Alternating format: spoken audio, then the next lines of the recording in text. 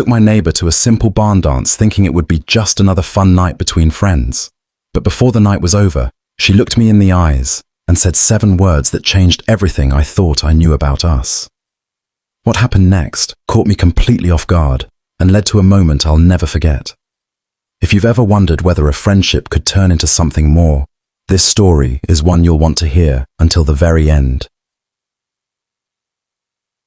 I still remember the afternoon that started it all. It was one of those warm summer days when the air smelled like fresh cut hay and the whole town seemed to be moving a little slower than usual. I had spent most of the day helping my uncle around the farm, fixing a fence that had seen better days, and trying to stay ahead of the heat. Nothing about that day felt special at first. If someone had told me that a simple decision would completely change the course of my life, I probably would have laughed and gone right back to work. My neighbor, Emma, had lived next door for almost 3 years. We got along well from the moment she moved into town. She was easy to talk to, always had a quick joke ready, and somehow managed to make even the most ordinary conversations interesting. Over time, we became good friends. We shared coffee on quiet mornings, helped each other with chores, and talked across the fence whenever one of us happened to be outside. The funny thing is, I never really thought of us as anything more than friends. Sure, she was kind, smart, and beautiful, but I had convinced myself that our friendship was exactly that, a friendship. I never wanted to risk making things awkward between us by imagining anything else. A few days before the annual barn dance, I had been planning to skip it altogether. I wasn't much of a dancer, and most years I only went because my friends talked me into it. But that afternoon, while I was putting away some tools, I saw Emma watering flowers near her porch. We started talking like we always did. The conversation bounced from weather to town gossip to the upcoming dance. She mentioned she hadn't decided whether she was going. Without thinking too much about it, I smiled and said, "Well, if you do go, maybe we could go together." The moment the words left my mouth, I wondered if I had made things awkward. It wasn't exactly a date invitation, but it sounded close enough that I suddenly felt nervous. Emma looked at me for a second. Then a slow smile spread across her face. "Yeah," she said, "I'd like that." Something about the way she answered caught me off guard. It wasn't just what she said, it was how she said it. As I watched her walk back toward her porch, I couldn't shake the feeling that this year's barn dance was going to be different from every other one I'd ever attended. Little did I know, that was only the beginning. For the next few days, I couldn't stop thinking about the barn dance. That probably sounds ridiculous, especially considering I'd attended the event almost every year since I was a kid. Normally, it was just another community gathering, music, dancing, food, and the same familiar faces from around town. But this time felt different, and I couldn't quite explain why. Maybe it was because I was going with Emma. Every time I thought about her smile when she agreed to go with me, I felt a strange mix of excitement and nervousness. I kept telling myself it was no big deal. We were friends. Friends went places together all the time. There was no reason to read too much into it. At least, that's what I kept trying to convince myself. The day of the dance finally arrived, and I found myself paying far more attention to my appearance than usual. I changed shirts twice before settling on one. Then I changed my mind and picked another. Even after I was dressed, I stood in front of the mirror wondering if I looked presentable.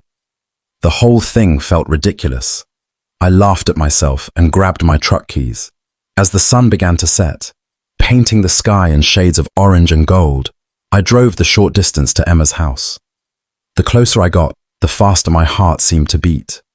When I pulled into her driveway, I stepped out and walked to the front porch. Before I could knock, the door opened. For a moment, I forgot what I was going to say. Emma stood there smiling. I had seen her hundreds of times before, but tonight, she looked different. Not because she was wearing anything extravagant. In fact, her outfit was simple and perfectly suited for a country dance. But there was something about the way she carried herself, the sparkle in her eyes, and the confidence in her smile that made it hard for me to look away. "You okay?" she asked, laughing softly. I realized I had been staring. "Yeah," I said quickly. "Sorry. You just look really nice." A faint blush appeared on her cheeks. "Thank you," she replied. "You clean up pretty well yourself." That simple compliment shouldn't have affected me as much as it did, but somehow it stayed with me as we walked toward the truck. The drive to the barn was filled with easy conversation. We talked about work, mutual friends, and all the usual things.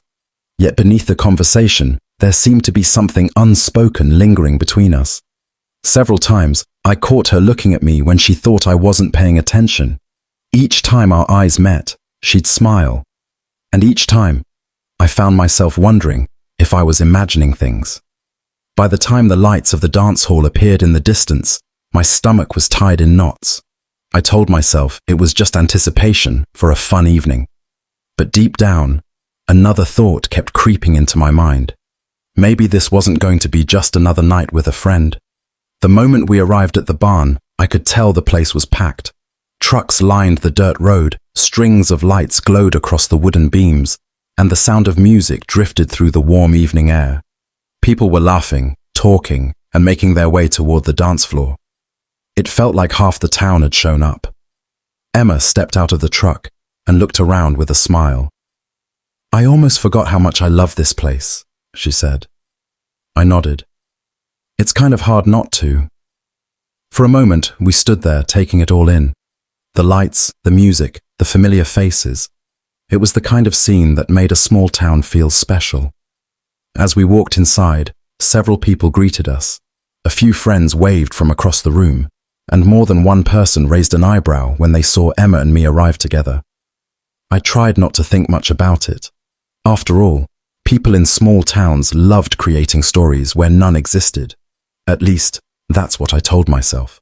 The band started another song, and before I could suggest grabbing a drink or finding a table, Emma turned toward me. "Well?" she asked. "Well, what?" she laughed. "You invited me to a dance." Realization hit me. "Oh." Her smile widened. "Are you planning to dance?" I shook my head and laughed. "You know I'm terrible at it." "Good," she said. That answer surprised me. "Good?" Then neither of us has to worry about looking silly. Before I could come up with another excuse, she grabbed my hand and led me toward the dance floor.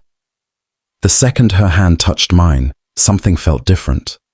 Not dramatic, not life-changing, just different. A feeling I couldn't quite explain. The music filled the barn as couples and friends moved across the wooden floor.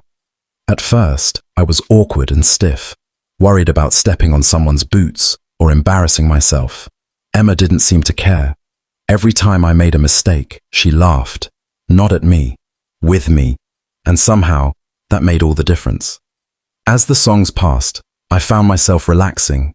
We danced, we joked, we laughed harder than we had in weeks. For a while, everything felt effortless. What surprised me most wasn't the dancing, it was how naturally Emma stayed close to me throughout the evening. When we walked off the floor, she stood beside me. When we grabbed drinks, she stayed with me. Whenever someone pulled her into a conversation, her eyes seemed to find me again moments later. Normally, none of that would have meant much. Tonight, however, I couldn't stop noticing it. At one point, while the band played a slower song, we stood near the edge of the floor watching other couples dance. Emma glanced toward them, then toward me, then back to the dance floor. A thoughtful expression crossed her face. "What?" I asked. She smiled. "Nothing." But it didn't look like nothing. It looked like there was something she wanted to say, something she wasn't quite ready to share. And for the first time all night, I began to wonder if everyone else wasn't imagining things after all. Maybe there really was something different about this night. Maybe there was something different about us. As the evening went on, the barn seemed to grow louder and livelier. The dance floor stayed crowded. The band kept playing one song after another, and the smell of barbecue and fresh lemonade drifted through the air. Everyone appeared to be having a good time. But somewhere along the way, my attention shifted away from the music and the crowd. It kept returning to Emma. We had spent countless hours together over the years, yet tonight felt different in ways I couldn't fully explain. Maybe it was the way she smiled whenever our eyes met. Maybe it was how comfortable she seemed standing close to me. Or maybe it was the growing feeling that there was something she wanted to tell me. Whatever it was, I couldn't ignore it anymore. We had just finished another dance when a familiar voice called out from behind us. "Well, well, look who finally figured it out." I turned and saw my friend Jake grinning from ear to ear.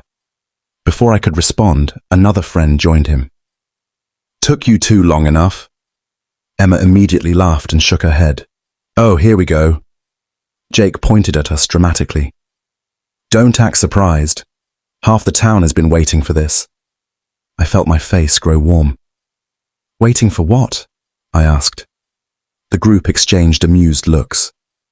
"For you two to stop pretending," Jake replied. Everyone laughed. Everyone except me. I wasn't laughing because I genuinely had no idea what they were talking about. Emma, however, seemed far less surprised. She rolled her eyes, but there was a smile hiding behind it. "You guys spend way too much time making up stories." "Stories," Jake said. "Emma, you look at him like he's the last piece of pie at a church picnic." The group burst into laughter again. Emma covered her face for a second. To my surprise, she didn't deny it. She didn't argue. She didn't even try to change the subject. Instead, she simply shook her head and laughed along with everyone else. For some reason, that stuck with me. The conversation moved on, but I found myself replaying the moment in my head. Why hadn't she denied it?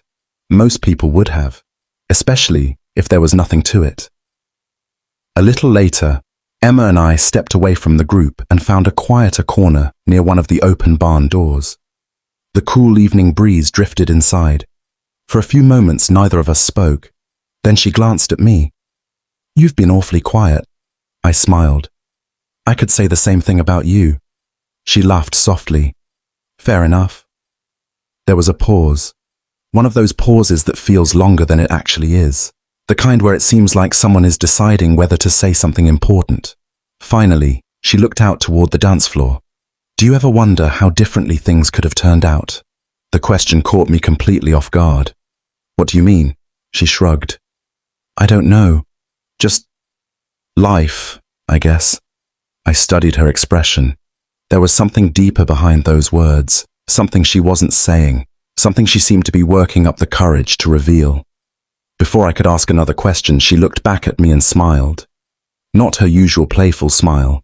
This one was softer, more thoughtful, almost nervous. Then she took a slow breath and said something that made my heart skip a beat. "Would you mind taking a walk with me?" And suddenly, I knew this conversation was about to become a lot more serious. For a moment, I simply stared at her. A walk. It seemed like such a simple request, yet the way she asked it made it feel important. The music, the laughter, and the noise from the barn all seemed to fade into the background as I looked at her. "Sure," I finally said. A small smile appeared on her face. "Good." Without another word, we started walking away from the dance floor and toward the open field behind the barn. The farther we went, the quieter everything became.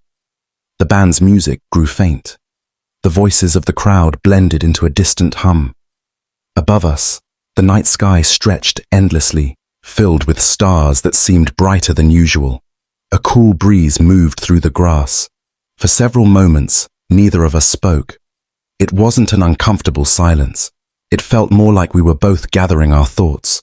Emma walked beside me with her hands loosely folded in front of her.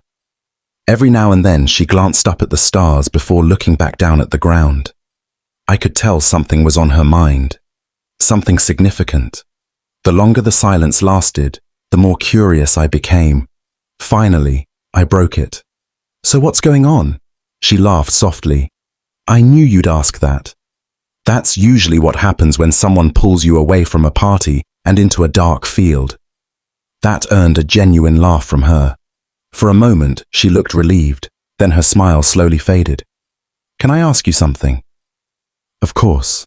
She took a deep breath. "Have you ever looked back on something and realized you completely misunderstood it?" I thought about the question. Probably more times than I'd like to admit. She nodded slowly. "Me too." Again, there was that feeling. the sense that she was talking about something much bigger than what her words suggested. We continued walking. After a few seconds, she spoke again. "Do you remember when I first moved here?" "Yeah. I didn't know anyone." I smiled. "You knew me."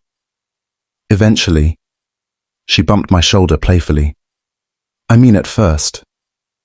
I laughed. "Fair enough." Her expression softened. "You were one of the first people who made me feel welcome." I hadn't expected that. To me, helping her settle into town had never seemed like a big deal. It was just what neighbors did. But judging by the look on her face, it had meant far more to her.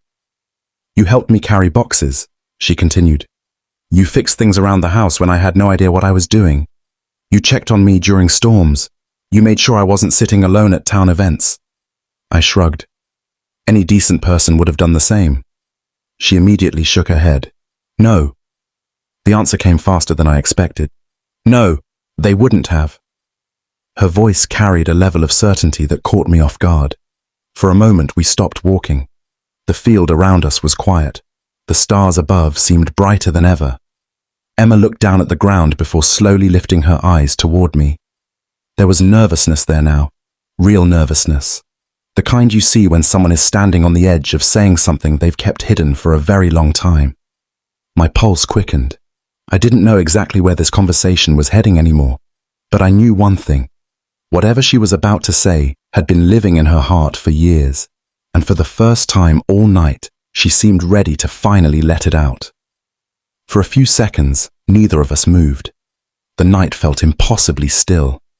The distant music from the barn had faded into the background, leaving only the sound of the wind moving through the tall grass around us.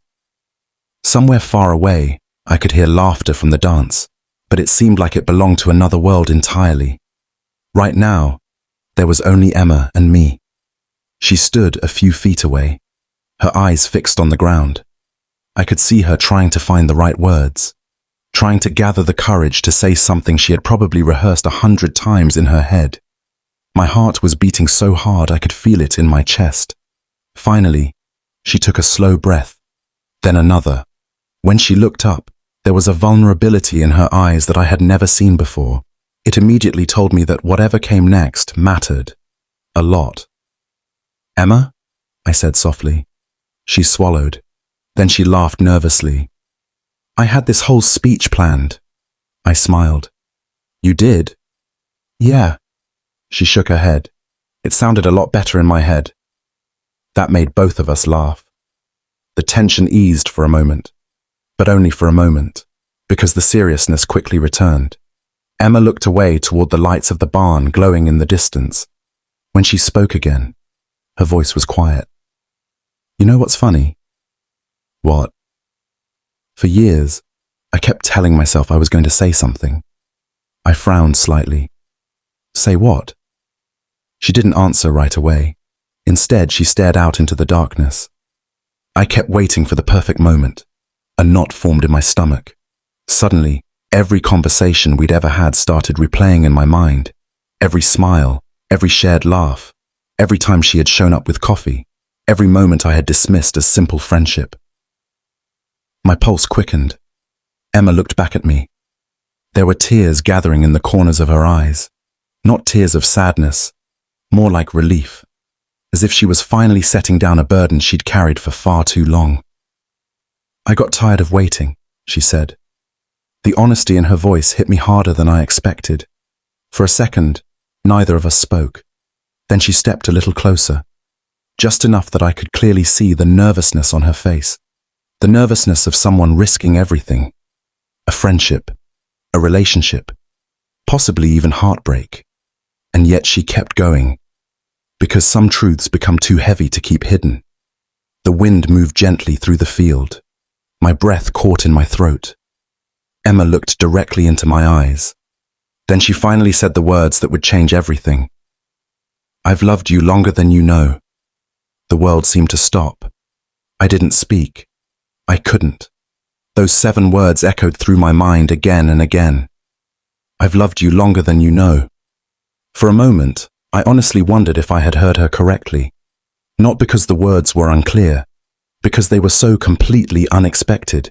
Emma had always been part of my life, my neighbor, my friend, the person I could count on, the person who somehow made every ordinary day a little better. But never, not once, had I allowed myself to believe she might feel this way. And now she was standing right in front of me, looking terrified and hopeful at the same time, waiting for my response, waiting to see if she had just made the best decision of her life, or the worst. But before any words came out, I realized something that shocked me even more than her confession. The reason I couldn't answer wasn't because I didn't know how I felt.